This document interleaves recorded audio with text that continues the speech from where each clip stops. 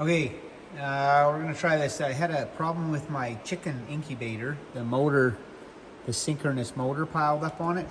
So I ordered a new one off Amazon and I needed a 110 volt. And lo and behold, I ended up with a 220 volt. So I talked to a good friend of mine, Jim, and he said it's to do with the windings in there and I might be able to change it. So I'll show you here. This was what I was using for my CNC. So that's 110 out of the wall there and it just goes down there. So I can pull off of there to just see what it's gonna do. So I had kind of pried the motor apart here.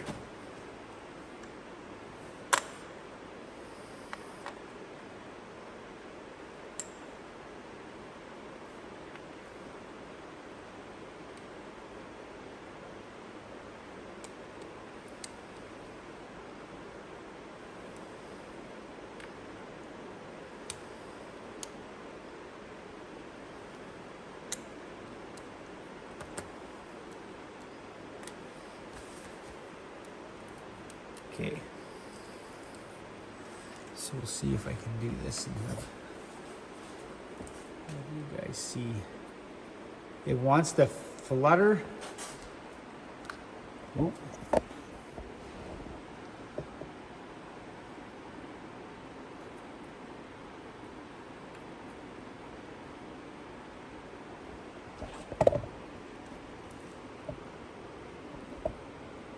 So you can see it's actually going back and forth. It's not rotating it. So it's not working properly. So we'll see if I can fix that. So for 220, Jim told me that if you look at the resistance across these wires, I think it's like 500 or 600 for a 110 motor like this. And then I had checked this one earlier, so I don't know if you can see. So if I hook these two lead wires up here. So 11, that would be 1100 because that's in K. So almost 1200, 1187. So 11.8586. Okay, so now if I pop this apart,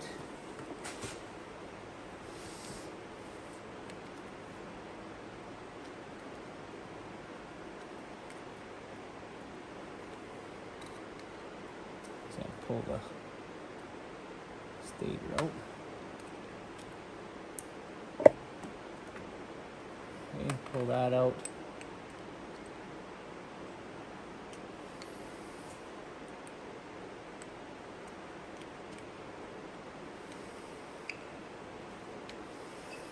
Okay, there we go. Now you can see the tiny little wires. So if I were to take, this is the outside wire there, and that one goes in underneath on the inside. So I'm gonna take and cut that, and then I'm gonna unwind it, and I'm gonna unwind it till I get to about 6 on my ohm meter. I'll see how many feet that is, and then when I know that's about half, I'm going to try and reattach the wire and then see if the motor will work on a 110 plug-in. So I'll probably have to splice the video together because this will take me a little bit to try and do. Okay, so part 2 here.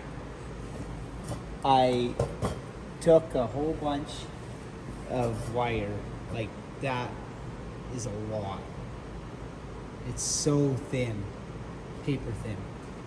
So I took a lot off of there, or what I thought was a lot, and then I re-soldered it back on there, kind of. And then I plugged it back in, and I could not get it to spin. So I fought with it for quite a while. And I couldn't understand what I was doing wrong. So then I went and got another motor, and I still had the ohms going across it, and why couldn't I get the ohms to come back across this thing? So I went into the house and I was reading and reading and reading, and I come across one article that said enamel coating on wire, and I realized that I think it's the rotor. So now I'm at 11.74, which in a sense I didn't reduce it a whole bunch, so I think I would have to take a whole bunch more wire off there. But nonetheless, how do you take the enamel off of that thin wire? Because the minute you touch it, it breaks. And so then I got that little solder iron there, and I took the wire, and this is all the thin, it's hard to even see there, and I run it across pretty quick, and you can almost smell it. And if you hold it on there too long, it'll burn it off. It'll burn the wire right off. So it's just the right amount where you can smell the enamel burning off. And then I come on the underside of it and then tried to turn the wire in my thumb a little bit and match it up with the spot that I had to re-hook. Now what do I do with the piece? Ain't that the way it goes? No, right here. Because then I had to wrap it around one of them solder points, so you had to have it just in the right place. So it took me a little bit to get it figured out. So I'll put this back in here. Got way too much going on. But I wasn't going to be able to sleep without figuring this out, so now I got to try. Put that in there.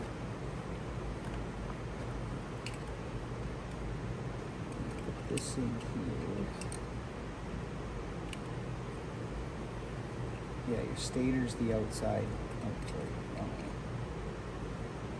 way. Rotor's the inside. I'm going to put it upside down.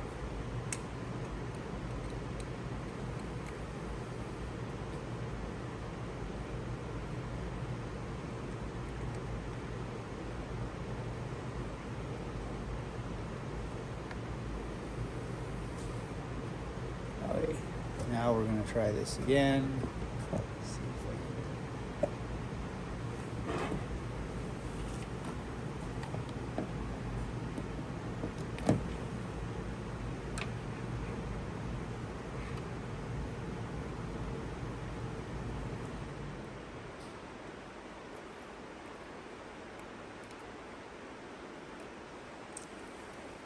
Okay, so I have it working the same as it was before, maybe a little bit better. So back to the drawing board. I'm going to take off a whole bunch more windings, or unwind it, I guess, and see if I can get it to work. But at least I got the enamel figured out on the wire. Okay, so this got painstaking. I have more wire spooled off this thing. So I had to come up with a better idea.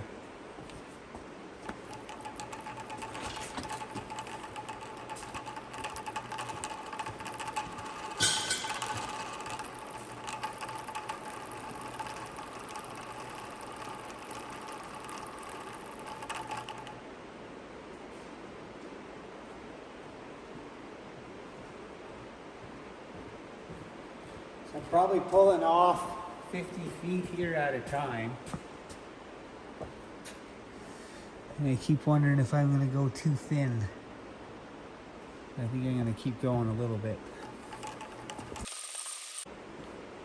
That had to be 400 feet. So now I'll solder it again, and then I'll check my resistance across it, and then I'll know, because if I started at 11.8, and I'm going to need to get down to around 6 before I know that I'm going to be able to get it to work on 110. Okay, I just wrapped up, added to my pile of wire that has come off of this, and now I'm at 9. So I've come from just under 12 to 9, And I'm not going to go across the shop. I can't do this by hand. So I'm going to try one more thing here.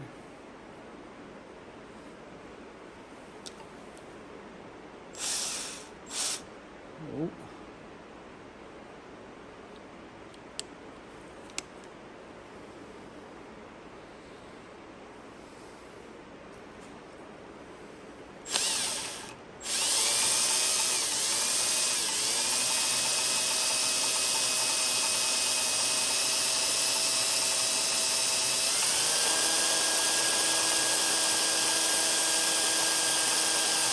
So I went from doing it by hand to stringing it across the shop to thinking there maybe was still a better way to do this here. I think I found it. Now watch me go too far.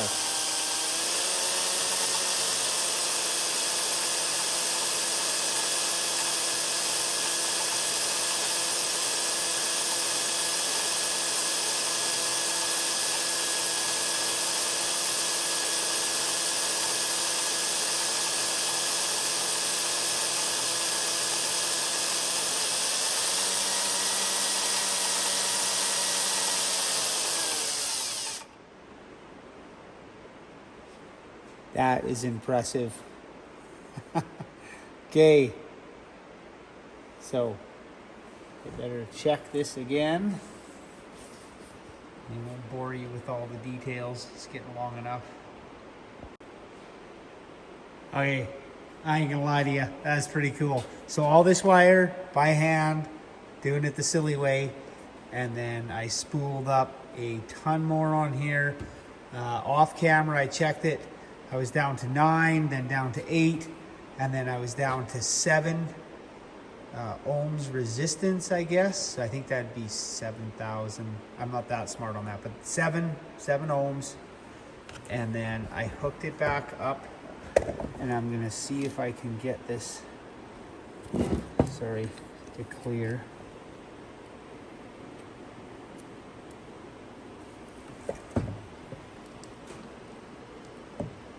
That is crazy.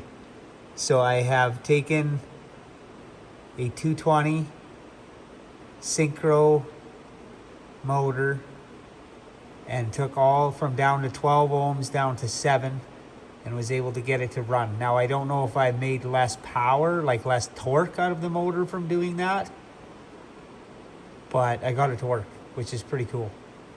All right, take care.